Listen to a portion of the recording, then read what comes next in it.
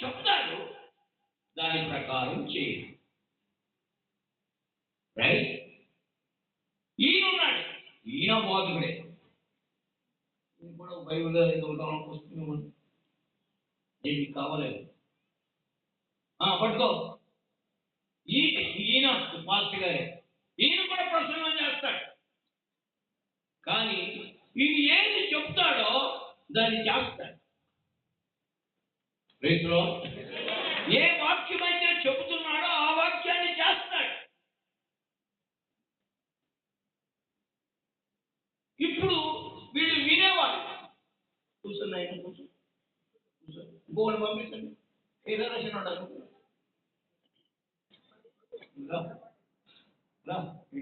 Sir ఒకటి sir చదివాను. సరే చూడండి,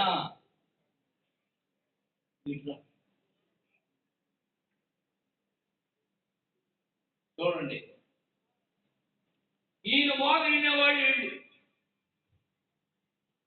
ఈయన బోధ విన్నప్పుడు ఏమో గౌరవ చప్పట్లో అంటాడు. ఈయన చేయడు. ఈయన బోధ విన్నవాడు కూడా సిగరెట్ తాగొద్దు అంటాడు. ఈయన గెలుస్తాడు. ఇప్పుడు ఈయన ఊరుకుంటారా? అయ్యారు 500 తాగుతారు, ఒకరికి ఇద్దరు అంటించుకుంటారు. వీరు చెప్పుదునే కానీ చేయరు. ఈయన చెబుతాడు, దాన్ని అనుసరించి చేస్తాడు. చెప్పిన వాక్యాన్ని విని దానికి లోబడే సేవకుడు. ఈయన్ని వెంబడించేవారు దేవునికి స్తోత్రం. ఇప్పుడు ఈయన బైబిలే చెప్పేది.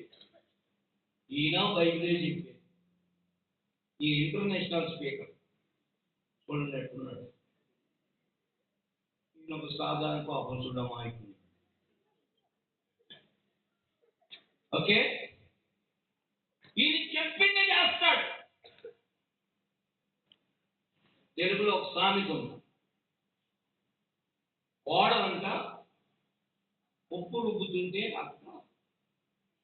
దానిలో ఏలు పెట్టి అది తీసి ఉప్పు చూస్తానని పప్పులో ఉప్పు చూస్తానని ఆ పప్పులో చేసి అలా నాకింది. అంత కోప్పడింది. అలా నాకూడదు, తప్ప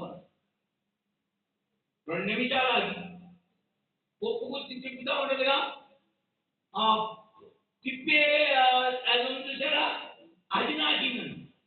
రోడ్లో పెట్టి వాడలే ఏం పెడితే తప్పందే, ఎవరు పెట్టి నాకింది తప్పంది. ఏమేమి నాకుతుంది? చెట్టు. నేను పప్పు గుర్తి నాకుతుంది. మరి అందులో అయితే ఉప్పు తాగలేదు. సామెత చూసారు ఎలా ఉందో? అలాగా బైబిల్లో శాస్త్రులు పరిశీలి యొక్క బోధ వీరు చెప్తారు. కనుక వారు మీకు చెప్పువాటన్నింటినీ అనుసరించి గైకొనుడి, అయినను వారి క్రియలు చొప్పున చేయకుడి. వారు చెప్పుదురే గాని చేయరు. మోయ శక్యం గాని భారమైన చెప్పుదురే గాని. ఈయనైతే ఏమంటాడంటే, మా బోధ కపటమైనది కాదు, మా బోధ ధనాపేక్షను కప్పిపుచ్చేది కాదు. ఈ రోజుల్లో ప్రతి వాడు కూడా ధనాపేక్షతో నింపబడుతున్న రోజులు. ఏదైనా మా బోధ కపటమైనది కాదు, అపవిత్రమైనది కాదు, మోసయుక్తమైనది కాదు కానీ సువార్తను మాకు అప్పగించుటకు యోగ్యులని దేవుని చేత ఎంతబడిన వారమై మనుషులను సంతోషపెట్టువారం కాగా మన హృదయాలను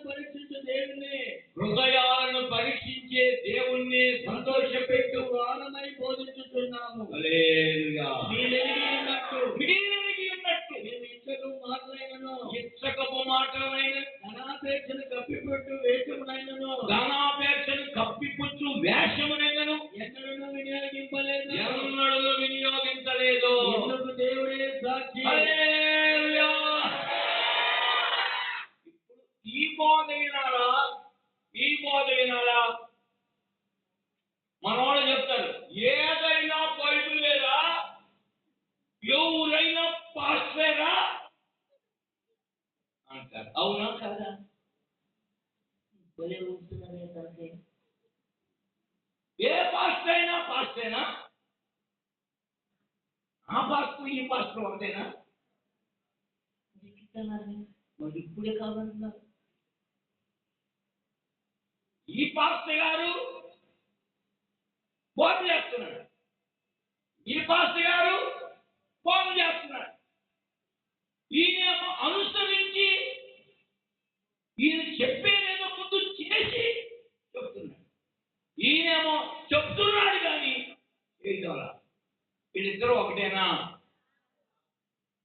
వాళ్ళిద్దరు ఎవరు నచ్చారు మీకు? అటే పాత్ర ఇటే పాత్ర, మరి వీళ్ళిద్దరు పడదు. ఎందుకు పడదో తెలుసా? ఈయన అంటాడు, నిన్ను స్వస్థపరిచి యెహోవాను నేనే అంటాడు. ఆ వాక్యాన్ని పట్టుకొని ఆయన నన్ను స్వస్థపరుస్తాడని ప్రభు గాయాల మీద ఎదురు చూస్తాడు. ఇది ఒక రకమైన బోధ. యోబు చెప్పినట్టుగా ఏమంటాడంటే, నన్ను చంపిన కష్టాన్ని కానీ వీడంతా పనికిమాలిన వైద్యులు అంటాడు. వైద్యులు అంటాడు యోబు. అలాంటి బోధ. ఈయనేమంటాడు, రే దేవుడు దేవుడే, ముందు పిల్లలే, డాక్టరే, హాస్పిటల్ రెండు కలుపుకోండి, తొందరగా తగ్గుతుంది. ఇప్పుడు నిన్ను స్వస్థపరిచి యెహోవాను నేనే అన్నాడు. కానీ వీటిని కూడా వాడుకుంటారని తప్పేం లేదు. దీనికి ఏమైనా కలిపాడా, తీసేసాడా, కలిపాడా, ఏమన్నా అందులో యాక్యురేట్గా చెప్పాడా? అర్థమవుతుందా? అర్థం కావట్లేదా? ఈయనంటాడు, సత్యాలయ వస్తా కానీ నా ప్రభే స్వస్థపడతారంటాడు. దేవుని స్తోత్రం. ఈయనంటాడు, అత్యంత కష్టం మట్టి కష్టాలు హాస్పిటల్ దేవుడు జ్ఞానం ఇచ్చినట్టుగా అంటాడు. ఇప్పుడు ఈ నిద్రలో మీకు ఎవరు నచ్చారు? ఈయన వస్తాడు. అంతేనా? వినిన వాక్యం వీరికి ప్రయోజనం లేదు. వినిన వాక్యం వీరికి ప్రయోజనం అవుతుంది. దేవునికి స్తోత్రం. ఎందుకు? విన్నవాడితో కలిసి ఉన్నారు. ఇంకొక ఇద్దరు పిల్లలు పంపించు. పక్కలో మీరు రండి, ఇద్దరు రండి, చెప్తారు రండి, పుస్తకం రండి, సరే కూర్చోండి. అక్కడ బోధ ఏంటున్నారు చూడండి. ఆడవగల మగ ఇది ఇవ్వచ్చు. చూసారా? వీళ్ళు బోధ విన్నారు. వీళ్ళకి ఈ వాక్యం ఏమైపోయింది? నిష్ప్రయోజనం, అంటే ప్రయోజనం, యూజ్లెస్, ఉపయోగం లేకుండా పోయింది. వీళ్ళు వాక్యం విన్నారు. ఈ వాక్యం అనే విత్తనం 1 30 హల్లెలూయా. ఈ వాక్యం ఈ మనిషిలో 30% ఫలాలు ఇచ్చింది. దేవునికి స్తోత్రం. ఇదే వాక్యం ఈ మనిషిలో దేవునికి స్తోత్రం 60% ఫలాలు ఇచ్చింది. ఈ చెప్పిన వాక్యం ఈ మనిషిలో 100% ఫలాలు ఇచ్చింది. అర్థమవుతుందండి? ఇక్కడ విన్నాడు కానీ ఈ వ్యక్తి 30 మాత్రమే 30% మాత్రమే అంగీకరించాడు. ఈ వ్యక్తి 60% దేవుని వాక్యానికి చోటిచ్చాడు. ఈ మనిషి 100% దేవుని వాక్యానికి చోటిచ్చాడు. హల్లెలూయా. ఇప్పుడు మరి వీళ్ళ సంగతి ఏంటి? వీళ్ళు డబ్బులేంటి? మాకు క్రిస్మస్ ఉందంటాడు, మాకు న్యూ ఇయర్ ఉందంటాడు, మాకు ఇష్టం ఉందంటాడు, అరే మనం జెండా కట్టాలంటాడు, మనం కూడా చేయాలంటాడు. మీకు విన్నారా? మీ పక్క వచ్చే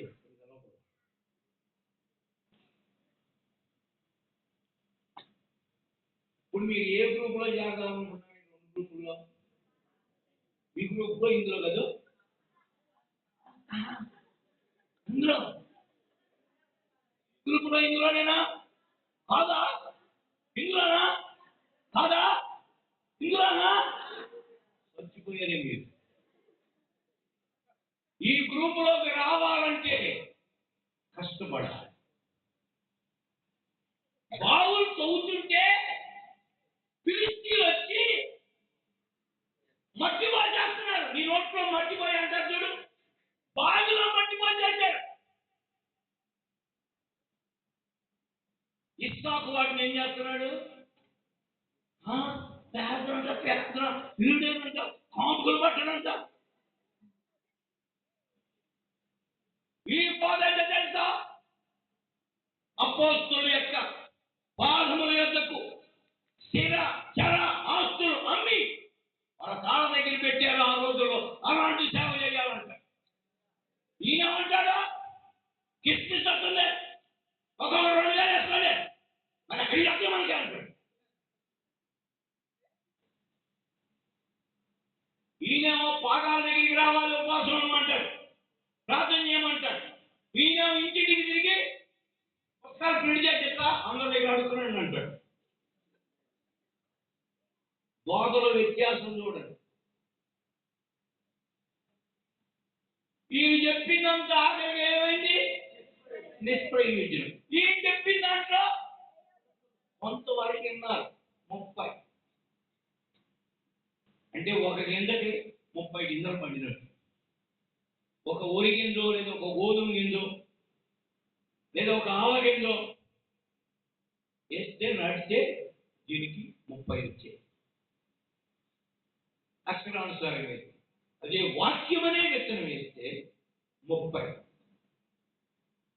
నాకు ఒక పాట పాడే, అతి పరిశుద్ధతలో ప్రవేశమిచ్చే నా జీవిత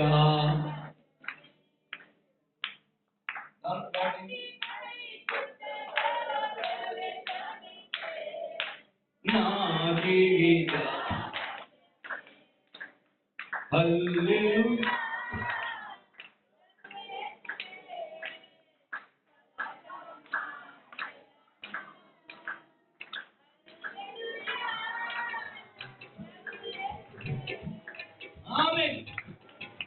పాట పాడడానికి కాదు, ఈ లైఫ్ కోసం. చూడండి, ఇప్పుడు ఈ 30 అనేటువంటిది ఆవరణ. ఈ ప్రత్యక్షం కూడా ఆడమంటే పరిశుద్ధ స్థలం అంటారు. చూడండి, ఇది ఆవరణం, ఇది పరిశుద్ధ స్థలం. ఇక్కడున్న కూడా 2 భాగాలుగా విడదీసి చూపిస్తున్నాం. ఇక్కడ ఇది పరిశుద్ధ స్థలం, ఇది అతి పరిశుద్ధ స్థలం.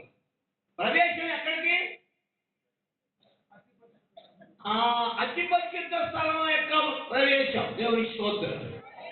ఇక్కడ మొదట ఆవరణం యొక్క ప్రవేశం, ఇది 30 అంతలు. పరిశుద్ధ స్థలం యొక్క ప్రవేశం 60 అంతలు. అతి పరిశుద్ధ స్థలం యొక్క ప్రవేశం 100 అంతలు. దేవునికి స్తోత్రం. అర్థమైందా? ఈ 100 అంతల అనుభవమే పరలోకంలో అత్యున్నతమైన స్థానం. పరలోకంలో అత్యున్నతమైన స్థానం. ఇదేమో 3rd క్లాస్. ఆవరణం అది 30 అంతరం. ఇది 3rd క్లాస్. ఇదేమో పరిశుద్ధ స్థలం 2nd క్లాస్. ఇదేమో అతి పరిశుద్ధ స్థలం